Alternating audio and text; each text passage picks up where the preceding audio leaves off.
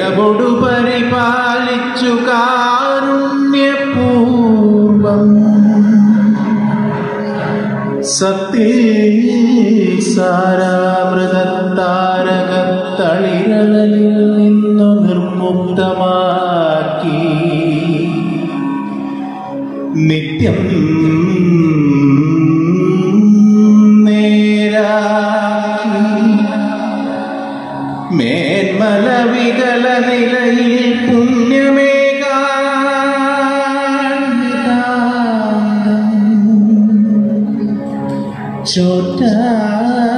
ചോറ്റാനിക്കരയിൽ തിളങ്ങും ഭഗവതി തരണേ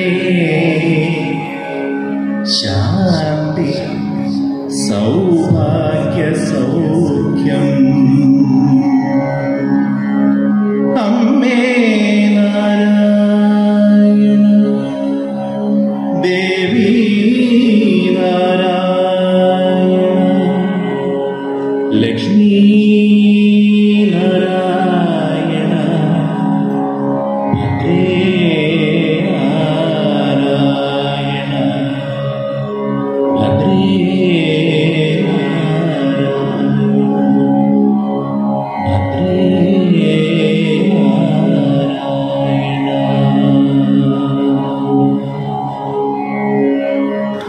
ഈ യോഗം ഈ സാംസ്കാരിക സമ്മേളനം ഉദ്ഘാടനം ചെയ്യാനെത്തിയ ബഹുമാനപ്പെട്ട പൂർവികരുടെ അനുഭവത്തിലൂടെ നാം അറിഞ്ഞിട്ടുള്ളത്.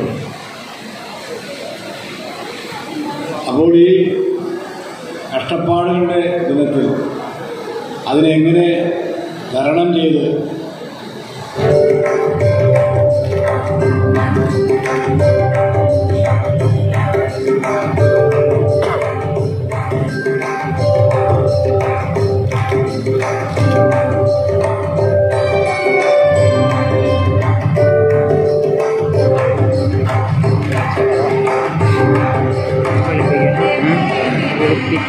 ഇവിടെ വെട്ടമില്ലാത്തതുകൊണ്ടോ?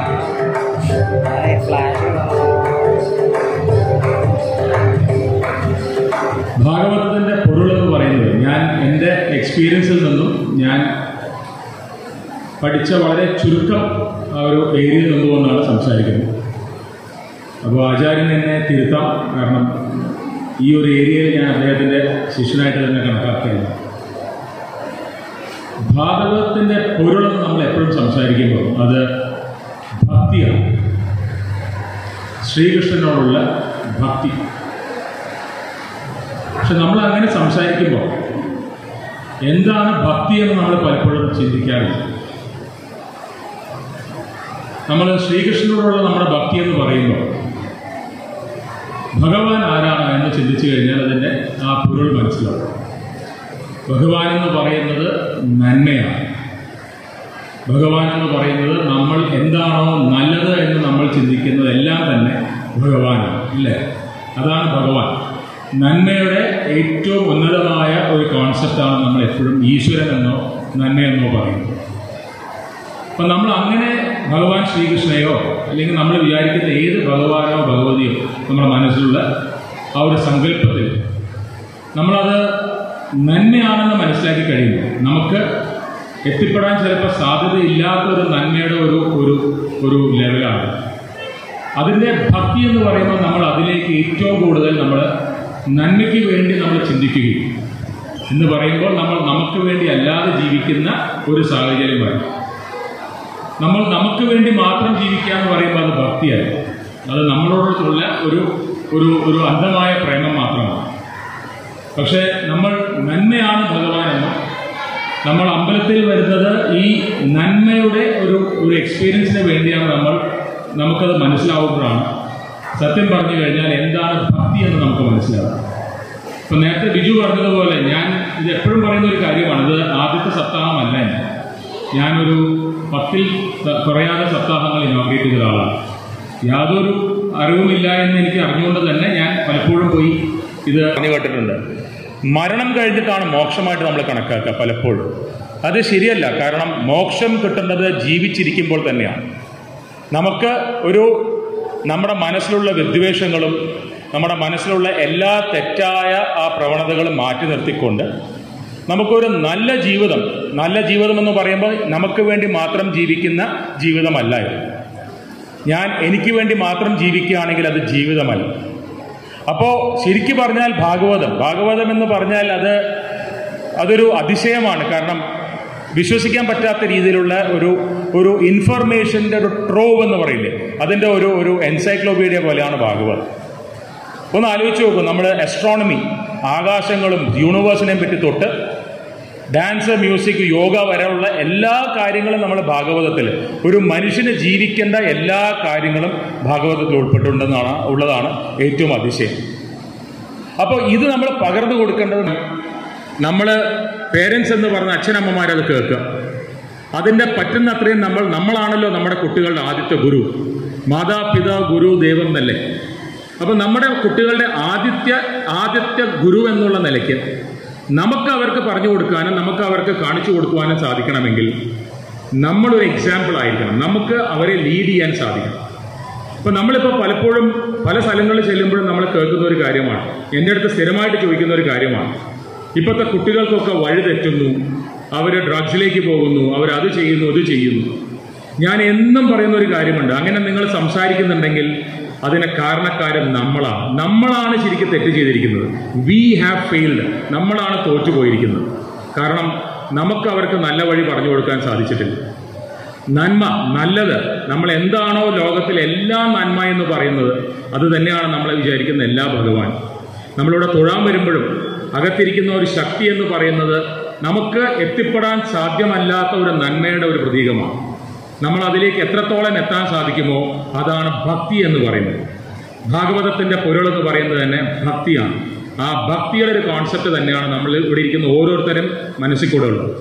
അത് നമുക്ക് എത്രത്തോളം നമ്മുടെ കുട്ടികളോട് പറഞ്ഞു കൊടുക്കാൻ സാധിക്കും ഇനിയുള്ള കാലങ്ങളിൽ, അത് നമ്മുടെ ഒരു ജീവിതം അല്ലെങ്കിൽ ഈ ഒരു സ്റ്റേറ്റിനെ നമുക്ക് മാറ്റിമറിക്കാൻ പറ്റുന്ന ഒരു കാലഘട്ടത്തിലേക്ക് വരികയായിരിക്കും. ഈ വെസ്റ്റേണൈസ് കോൺസെപ്റ്റിൽ നമ്മൾ പലപ്പോഴും ഇന്ത്യൻ ഈത്തോസ്, നമ്മൾ ഇന്ത്യയുടെ അല്ലെങ്കിൽ നമ്മുടെ സ്ക്രിപ്റ്റേഴ്സും നമ്മുടെ കഥകളൊക്കെ അതൊക്കെ മോശമാണെന്നും അതൊക്കെ ഒരു ഇൻ്റർനാഷണലി അത് ഒരു അക്സെപ്റ്റബിൾ അല്ല എന്നൊരു വിശ്വാസം നമുക്ക് ഏതോ കാലത്ത് വന്നു കയറി.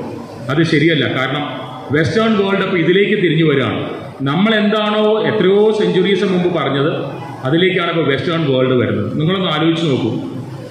വെസ്റ്റേൺ വേൾഡ് എന്ന് പറയുന്ന നിങ്ങൾ ഈ പറയുന്ന ഒരു ഡെവലപ്ഡ് കൺട്രീസ് എന്നൊക്കെ നമ്മൾ സംസാരിക്കുന്ന പല സ്ഥലങ്ങളിലും ഈ ഡ്രഗ് അബ്യൂസൊക്കെ വളരെ കൂടുതലാണ്. ഞാൻ ഓർമ്മയുണ്ട്, ട്രിവാൻഡ്രത്ത് വെച്ചിട്ട് ഒരു ഫംഗ്ഷന് ഞാൻ ഇരിക്കുമ്പോൾ ഒരു വളരെ റിനൗണ്ട് ഒരു ക്യാൻസർ സ്പെഷ്യലിസ്റ്റ്, അദ്ദേഹം ടെക്സസിലാണ്. അന്ന് ഡ്രഗ്സിനെ പറ്റി ഒരു സംസാരം വന്ന സമയത്ത് അദ്ദേഹം പറഞ്ഞൊരു കാര്യം, ഞാനാണത് ആ ടോപ്പിക്കിനെ പറ്റി സംസാരിച്ചത്. അപ്പോൾ അദ്ദേഹം സ്പീച്ച് ചെയ്തപ്പോൾ അദ്ദേഹത്തിൻ്റെ പ്രസംഗത്തിൽ അദ്ദേഹം പറഞ്ഞത്, ഈ പറയുന്നത് ഞാനിപ്പോൾ ജോലി എടുക്കുന്ന ടെക്സസിൽ വന്ന് പറയണം, കാരണം ഇവിടെ കാണുന്നതിനേക്കാളിലൊക്കെ എത്രയോ അധികമാണ് അവിടെ. അതിന് കാരണം വളരെ സിമ്പിളാണ്. വളരെ ഇൻവേർഡായിട്ട് സ്വന്തം കാര്യം മാത്രം നോക്കി, സ്വന്തം പ്ലെഷേഴ്സ് മാത്രം നോക്കി ജീവിക്കുന്ന ഒരു ജനറേഷനെ അവർ ക്രിയേറ്റ് ചെയ്തു. ഇൻഡിവിജ്വലിസം എന്നൊക്കെ പറഞ്ഞുകൊണ്ട് ഒരു വളരെ വലിയ ഇൻഡിപെൻഡൻസിൻ്റെ ഒരു കോൺസെപ്റ്റ് ക്രിയേറ്റ് ചെയ്തുകൊണ്ട് എല്ലാവരും അവർക്ക് വേണ്ടി തന്നെ ജീവിക്കുക. അതിനൊരു കുഴപ്പം എന്താണെന്നറിയോ? നമുക്ക് വേണ്ടി ജീവിക്കുന്നത് എത്ര കാലം ജീവിക്കാൻ പറ്റും? ആദ്യത്തെ ഒരു ദിവസം ഒരു രസമുണ്ടാവും, രണ്ടാം ദിവസം കുറച്ച് രസമുണ്ടാവും, ഒരു മാസം 2 മാസം കഴിയുമ്പോൾ നിങ്ങൾക്ക് മടുപ്പ് വരും. നിങ്ങൾക്ക് വേണ്ടി ജീവിക്കുമ്പോൾ നിങ്ങൾക്ക് എന്ത് ചെയ്യണം, എന്ത് അടുത്ത ചെയ്യണം എന്നുള്ളത് ഓർമ്മയുണ്ടാവില്ല, അല്ലെങ്കിൽ അത് ഗ്രഹിക്കാൻ സാധിക്കാണ്ട്. അവിടെയാണ് നമ്മളെ ഈ ഒരു ഭാരതീയമായ ഒരു കോൺസെപ്റ്റ് എന്ന് പറയുന്നത്. നമ്മൾ ഒരിക്കലും നമുക്ക് വേണ്ടിയിട്ടല്ല ജീവിച്ചിരിക്കുന്നത്. നമ്മുടെ എല്ലാ സ്ക്രിപ്റ്റേഴ്സിലും നമ്മൾ കാണുന്നത് ഞാൻ നേരത്തെ പറഞ്ഞ വേർഡ് ഭക്തി എന്ന് പറയുന്നത് മറ്റൊരാൾക്ക് വേണ്ടി ജീവിക്കുവാൻ വേണ്ടിയുള്ള നമ്മളെ പ്രിപ്പയർ ചെയ്യുക എന്നുള്ളതാണ്. ഇത് നമ്മൾ ആർക്കാണ് പറഞ്ഞു കൊടുക്കേണ്ടത്? നമ്മൾ ഇരിക്കുന്ന വയസ്സായിട്ടുള്ള ആൾക്കാർക്കാണോ? അല്ല, നമ്മൾ പറഞ്ഞു കൊടുക്കേണ്ടത് നമ്മുടെ മക്കൾക്കാണ്. അതുകൊണ്ട് ഇന്ന് ഇവിടെ നമ്മൾ കേൾക്കാൻ പോകുന്നതും ആചാര്യൻ നമുക്ക് പറഞ്ഞു തരാൻ പോകുന്ന എല്ലാ കാര്യങ്ങളും നമ്മൾ ഗ്രഹിക്കുകയും അത് നമ്മുടെ വീടുകളിൽ എത്തിക്കുക എന്നുള്ളതാണ് ശരിക്ക് പറഞ്ഞാൽ ഈ ചടങ്ങിൻ്റെ ഏറ്റവും വലിയ പേർപ്പസ് എന്ന് പറയുന്നത്. അല്ലാണ്ട് ഇത് കേട്ട് ഇത് മറന്ന് നമ്മുടെ ജീവിതത്തിലേക്ക് തിരിച്ചു പോകലല്ല. നമ്മളിത് ഉൾക്കൊണ്ടുകൊണ്ട് we should be the carriers. ഇപ്പോൾ നേരത്തെ പറഞ്ഞു നമ്മളെ ചിലതൊക്കെ കഥകളായിട്ടാണ്. അതിന് കാരണം വളരെ സിമ്പിളാണ്. ഇപ്പോൾ ഭാഗവതം കഥകളായിട്ടാണ് പറഞ്ഞതെന്ന് പറയാൻ കാരണം നമ്മൾ ചെറിയ മനുഷ്യരാണ്, നമുക്ക് അത്രേ ബുദ്ധിയുള്ളൂ. നമുക്ക് മനസ്സിലാവണമെങ്കിൽ നമുക്ക് മനസ്സിലാവുന്ന ലെവലിലായിരിക്കണം ആ ബുദ്ധി നമുക്ക് പറഞ്ഞു തരുന്നത്. അതുകൊണ്ടാണ് കഥകൾ രൂപേണ നമുക്ക് പറഞ്ഞു തരുന്നത്. കഥകൾ മനസ്സിലാക്കുക. കഥകൾ കേൾക്കുമ്പോൾ കുട്ടികൾക്കും അതെ, കഥകളായിട്ട് പറയുമ്പോഴായിരിക്കും അവർ കേൾക്കുക. അവരുടെ അടുത്ത് ഒരു ടെക്സ്റ്റ് എടുക്കുന്നത് പോലെ, ഒരു ക്ലാസ്സിലിരുന്ന ഒരു മാഷോ ടീച്ചറോ വന്ന് സംസാരിക്കുന്നത് പോലെ നമ്മളെ ഭാഗവതം പറഞ്ഞു കൊടുത്താൽ അവർ കേൾക്കണം എന്നില്ല. പക്ഷെ കഥകൾ പറഞ്ഞു കൊടുത്തു നോക്കൂ. പണ്ട് ഞാനൊക്കെ ചെറുപ്പത്തിൽ ഈ അമർ ചിത്രകഥ എന്ന് പറയുന്ന അതിപ്പോൾ ഡിജിറ്റൽ ഫോമിൽ വരുന്നുണ്ട്. ഞാൻ എപ്പോഴും ആലോചിക്കും, ഈ അമർ ചിത്രകഥ ഇപ്പം നിന്നുപോയതൊരു വലിയ സങ്കടമാണ്. ഞങ്ങളൊക്കെ ചെറുപ്പത്തിൽ എന്തെങ്കിലുമൊക്കെ ഇതിനെപ്പറ്റി വായിച്ചിട്ടും മനസ്സിലാക്കിയിട്ടുണ്ടെങ്കിൽ അത് ഈ അമർ ചിത്രകഥയിൽ നിന്നായിരുന്നു. അതിൻ്റെ ഡിജിറ്റൽ ഫോം ഇപ്പോൾ അവൈലബിൾ ആണ്. കുട്ടികൾക്ക് സത്യം പറഞ്ഞാൽ അവർക്കത് നമ്മളത് പകർന്നു കൊടുക്കേണ്ട ഒരു സമയമാണെന്ന് എനിക്ക് ഇടയ്ക്ക് തോന്നാറുണ്ട്. ഏതായാലും ചെറിയ കാര്യങ്ങൾ പറയാനാണ് ഞാൻ വന്നത്. അപ്പോൾ നേരത്തെ ബിജു പറഞ്ഞതുപോലെ എന്നെ വിളിച്ച സമയത്ത് എൻ്റെ ഉദ്ദേശം അമ്മയെ തൊഴുക എന്നുള്ളതായിരുന്നു. അതൊന്ന് വളരെ ഗംഭീരമായിട്ട് ചെയ്യാൻ സാധിച്ചു. അമ്മ ഇതുവരെ ഇല്ലാത്ത പോലത്തെ ഒരു ചൈതന്യം എനിക്ക് ഇന്ന് അമ്മയെ അവിടെ എനിക്ക് തോന്നി. അത് നമ്മളാണ് ആ ചൈതന്യത്തിൻ്റെ കാരണക്കാരൻ. നമ്മൾ എത്രത്തോളം നന്മ ചിന്തിക്കുന്നു, എത്ര പ്യൂറായിട്ട് നമ്മൾ നമ്മുടെ മനസ്സിനെ കൊണ്ടു നടക്കുന്നു, അത്രയും ചൈതന്യമായിരിക്കും നമ്മൾ ഈ പറയുന്ന ചോറ്റാനിക്കര അമ്മയ്ക്ക്.